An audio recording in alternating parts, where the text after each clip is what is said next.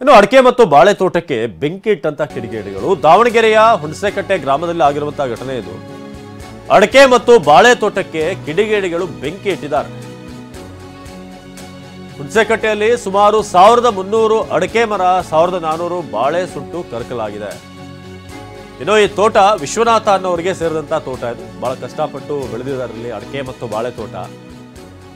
ಆದರೆ ರೈತ ಅಲ್ಲಿ ಕುಟುಂಬ, ರೈತರ ಫ್ಯಾಮಿಲಿ ಏನಿದೆ ಅವರು ಊರಲ್ಲಿ ಇಲ್ದಿರುವಂತಹ ಸಂದರ್ಭದಲ್ಲಿ ಬೆಂಕಿ ಇಟ್ಟಂತ ಶಂಕೆ ಇದೆ.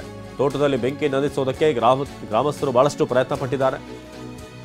ಅರ್ಧ ಅಡಕೆ ಬಾಳೆ ತೋಟ ಉಳಿಸಿದಂತ ಗ್ರಾಮಸ್ಥರು ಹೇಗೆ ಪ್ರಯತ್ನ ಪಟ್ಟರು. ಅವರು ಫಸಲಿಗೆ ಬಂದಂತ ಅಡಕೆ ಬಾಳೆ ನಾಶ ಆಗಿದೆ, ರೈತರು ಕಂಗಾಲಾಗಿದ್ದಾರೆ. ಕಿಡಿಗೇಡಿಗಳ ಕೃತ್ಯದಿಂದ ರೈತನಿಗೆ ಸುಮಾರು ಲಕ್ಷಾಂತರ ರೂಪಾಯಿ ನಷ್ಟ ಆಗಿದೆ. ದಾವಣಗೆರೆ ಗ್ರಾಮಾಂತರ ಠಾಣೆಯಲ್ಲಿ ರೈತ ದೂರು ಕೊಟ್ಟಿದ್ದಾರೆ. ಬೆಳೆದು ನಿಂತ ಅಡಕೆ ಮತ್ತು ಬಾಳೆ ತೋಟಕ್ಕೆ ಬೆಂಕಿ ಇಟ್ಟಂತ ಕಿಡಿಗೇಡಿಗಳು ದಾವಣಗೆರೆಯ ಹುಣಸೆಕಟ್ಟೆ ಗ್ರಾಮದಲ್ಲಿ ಆಗಿರುವಂತಹ ಘಟನೆ. ಅದು ಕೂಡ 1300 ಅಡಕೆ ಮರ ಅಂತಂದ್ರೆ ನಿಜಕ್ಕೂ ಬಹಳ ದೊಡ್ಡ ಸಂಖ್ಯೆ. ಅದು ಅವುಗಳನ್ನು ಬೆಳೆಸಬೇಕಾದ್ರೆ ಪ್ರತಿ ವರ್ಷ ಔಷಧಿ ಹೊಡೆಯೋದಿರ್ಬೋದು, ಗೊಬ್ಬರ ಹಾಕೋದು, ಅದರ ಕಳೆ ತೆಗೆಯೋದು, ಇದೆಲ್ಲವೂ ಕೂಡ ಬಹಳ ಶ್ರಮ ಇರುತ್ತೆ. ಇನ್ನು 1400 ಬಾಳೆ ಸುಟ್ಟು ಕರಕಲಾಗಿದೆ. ವಿಶ್ವನಾಥ ಅನ್ನೋರಿಗೆ ಸೇರಿದಂತ ಅಡಕೆ ಮತ್ತು ಬಾಳೆ ತೋಟ. ರೈತನ ಕುಟುಂಬದ ಊರಲ್ಲಿ ಇಲ್ದಿರುವಂಥ ಸಂದರ್ಭದಲ್ಲಿ ಅವರ ಫ್ಯಾಮಿಲಿ ಹೊರಗಡೆ ಹೋಗಿದ್ದಾಗ ಸಮಯ ನೋಡಿ ಬೆಂಕಿಯನ್ನು ಇಟ್ಟಿರುವಂಥ ಶಂಕೆ ಇದೆ. ಹೇಗೂ ಗ್ರಾಮಸ್ಥರೆಲ್ಲ ಸೇರಿ ಅರ್ಧ ತೋಟ ಉಳಿಸುವಳಿ ಪ್ರಯತ್ನ ಪಟ್ಟಿದ್ದಾರೆ, ಉಳಿಸಿದ್ದಾರೆ. ಫಸಲಿಗೆ ಬಂದಂಥ ಅಡಕೆ ಮತ್ತು ಬಾಳೆ ತೋಟಕ್ಕೆ ಬೆಂಕಿ ಇಟ್ಟಿರೋದು ನೋಡ್ತಾ ಇದ್ದಾರೆ ಈಗ ದೃಶ್ಯದಲ್ಲಿ. ಬಾಳೆ ಗೊನೆ ಹೇಗೆ ಸುಟ್ಟು ಬಿದ್ದಿದೆ ಅಂತ ಅಲ್ಲಿ, ಅಂದರೆ ಎಲ್ಲ ಬಿದ್ದ ಮೇಲೆ ಎಲ್ಲ ಕೂಡ ಸುಟ್ಟು ಕರಕಲಾಗಿರೋದು. ದಾವಣಗೆರೆಯ ಹುಣಸೆಕಟ್ಟೆ ಗ್ರಾಮದಲ್ಲಿ ಬೆಂಕಿ ಇಟ್ಟಿದ್ದಾರೆ ಒಂದು ತೋಟಕ್ಕೆ. 1300 ಅಡಕೆ ಮರ, 1400 ಬಾಳೆ ಸುಟ್ಟು ಕರಕಲಾಗಿದೆ. ಬಾಳೆ ಆದರೂ ಸ್ವಲ್ಪ ಬೇಗ ಬೆಳೆಯುತ್ತೆ, ಆದರೆ ಅಡಕೆಯನ್ನು ಬೆಳೆಸೋದಿದೆಯಲ್ಲ ಅದು ಭಾಳ ಸಮಯ ತೆಗೆದುಕೊಳ್ಳುತ್ತೆ, ಜೊತೆಗೆ ಭಾಳ ಕೆಲಸ. ಬಾಳೆಗೆ ಸ್ವಲ್ಪ ಕೆಲಸ ಮಾಡಿದ್ರೆ ಸಾಕು. ಆದರೆ ಅಡಕೆಗೆ ಕೊಳೆ ರೋಗ, ಬೇರೆ ಬೇರೆ ರೀತಿಯಾದಂಥ ನುಸಿಪೀಡೆ ಇರುತ್ತೆ. ಇದೆಲ್ಲವನ್ನು ಕೂಡ ನಿವಾರಿಸ್ಕೊಂಡು ಬೆಳಿಬೇಕಾದ್ರೆ, ಒಂದು ಫಸಲು ಬರಬೇಕಾದ್ರೆ ಭಾಳ ಹೊತ್ತು ಕಾಯಬೇಕಾಗುತ್ತೆ, ಭಾಳ ಶ್ರಮ ಬೇಕಾಗುತ್ತೆ. ಇತ್ತ ನಾವು ನೋಡ್ತಾ ಇದ್ದೀವಿ. ಬಸವರಾಜ್ ಈ ಬಗ್ಗೆ ಹೆಚ್ಚಿನ ಮಾಹಿತಿಯನ್ನು ನೀಡ್ತಾರೆ ದೂರವಾಣಿ ಮೂಲಕ. ಬಸವರಾಜ್, ನಿಜಕ್ಕೂ ಈ ದೃಶ್ಯಗಳನ್ನು ನೋಡ್ತಿದ್ರೆ ಭಾಳ ನೋವಾಗುತ್ತೆ ಮನಸ್ಸಿಗೆ. ಅಡಿಕೆ ಬಾಳೆ ಎಲ್ಲ ಕೂಡ ಸುಟ್ಟು ಕರಕಲಾಗಿರೋದು ಏನಾಗಿದೆ ಎಕ್ಸಾಕ್ಟ್ಲಿ, ಯಾರು ಇರ್ಬೋದು ಅಂತ?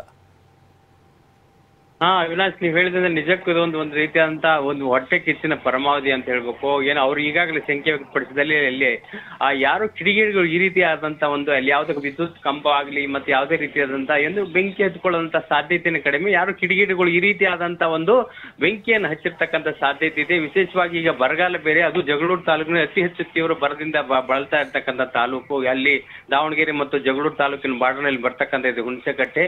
ಈಗ ಟ್ಯಾಂಕರ್ ಮೂಲಕ ಅಡಿಕೆ ಮರಗಳಿಗೆ ನೀರು ಹಾಕಿ ಅಡಿಕೆ ಮರಗಳನ್ನ ಉಳಿಸ್ಕೊಳ್ತಕ್ಕೆ ರೈತರ ಪ್ರಯತ್ನ ಮಾಡ್ತಾರೆ. ಅಂತದ್ರಲ್ಲಿ ಇದು ಏನು ಅವರು 3000 ಅಡಿಕೆ ಮರ ಇದ್ದು ಅದರಲ್ಲಿ 1300 ಅಡಿಕೆ ಮರಗಳು ಸರ್ವನಾಶ ಆಗಿ ಸುಟ್ಟು ಹೋಗಿರ್ತಕ್ಕಂಥದ್ದು. ಅದರ ಜೊತೆಗೆ ಬಾಳೆ ತೋಟ ಕೂಡ ಸಂಪೂರ್ಣವಾಗಿ ಸುಟ್ಟು ಹೋಗಿರ್ತಕ್ಕಂಥದ್ದು. ಕಳೆದ ಹಂಗಾಮಿನಲ್ಲಿ ಏನಂದ್ರೆ ಏನೋ 8 ರಿಂದ 10 ಲಕ್ಷ 7 ಲಕ್ಷ ರೂಪಾಯಿ ಒಂದು ಆದಾಯ ಬಂದಿದ್ದಿದೆ ಬಾಳೆ ತೋಟದಿಂದ. ಆದ್ರೆ ಅದು 7 ಲಕ್ಷ ರೂಪಾಯಿ ಇವತ್ತು ಬೆಂಕಿಗೆ ಬಲಿಯಾಗಿದೆ ಅಂತ ಹೇಳ್ಬೇಕು. ಇದೊಂದು ರೀತಿಯಲ್ಲಿ ಉದ್ದೇಶಪೂರ್ವಕವಾಗಿ ಏನು ಮಾಡಿದ್ದಾರೆ ಕೃತ್ಯ ಎಂಬತಕ್ಕಂಥ ಒಂದು ಸಂಖ್ಯೆಯನ್ನ ಅಡಿಕೆ ತೋಟದ ಮಾಲೀಕರು ವಿಶ್ವನಾಥ್ ಅವರು ವ್ಯಕ್ತಪಡಿಸಿದ್ದಾರೆ. ಈ ಬಗ್ಗೆ ಗ್ರಾಮಾಂತರ ಪೊಲೀಸ್ ಠಾಣೆಯಲ್ಲಿ ದೂರನ್ನು ಕೂಡ ಸಲ್ಲಿಸಿದ್ದಾರೆ. ಆರೋಪಿಗಳನ್ನ ಬಂಧಿಸಬೇಕು ಮತ್ತು ಜೊತೆಗೆ ಅದು ಯಾರು ಅವರು ಪರಿಚಯ ಇದ್ದವರೇ ಮಾಡಿರಬಹುದು ಎಂಬತಕ್ಕಂಥ ಸಂಖ್ಯೆ. ಕಾರಣ ಅಂದ್ರೆ ಅವರು ಗ್ರಾಮದಲ್ಲಿ ಇಲ್ಲದೆ ಕಾರಣ ಒಂದು ಕೌಟುಂಬಿಕ ಕಾರ್ಯಕ್ರಮ ಇದ್ದ ಕಾರಣ ದಾವಣಗೆರೆಗೆ ಬಂದಾಗ, ಇಡೀ ಕುಟುಂಬ ಸದಸ್ಯರು ದಾವಣಗೆರೆಗೆ ಬಂದಾಗ ಇಂಥ ಒಂದು ಕೃತ್ಯ ನಡೆದಿರ್ತಕ್ಕಂಥದ್ದು. ಇದು ಗೊತ್ತಿರುವವರೇ ಮಾಡಿರ್ತಕ್ಕಂಥ ಸಾಧ್ಯತೆ ಇದೆ ಅಂತಕ್ಕಂಥ ಮಾತುಗಳು ಕೂಡ ಕೇಳಿ ಬರ್ತವೆ. ಪೊಲೀಸ್ ತನಿಖೆಯಿಂದ ಈ ಯಾರು ಆರೋಪಿಗಳು ಈ ಕೃತ್ಯಕ್ಕೆ ಏನು ಕಾರಣ ಎಂತಕ್ಕಂಥದ್ದು ಸ್ಪಷ್ಟ ಆಗ್ಬೇಕಾಗಿದೆ. ಸುಮಾರು 3 ವರ್ಷದ ಅಡಿಕೆ ಮರಗಳು, ಇನ್ನೊಂದು ವರ್ಷ 2 ವರ್ಷ ಆಗಿ ಅಡಿಕೆ ಮರ ಫಲಕ್ಕೆ ಬರ್ತಕ್ಕಂಥ ಸಾಧ್ಯತೆಗಳಿದ್ದು. ಅವಿನಾಶ್, ಧನ್ಯವಾದ ಬಸವರಾಜ್.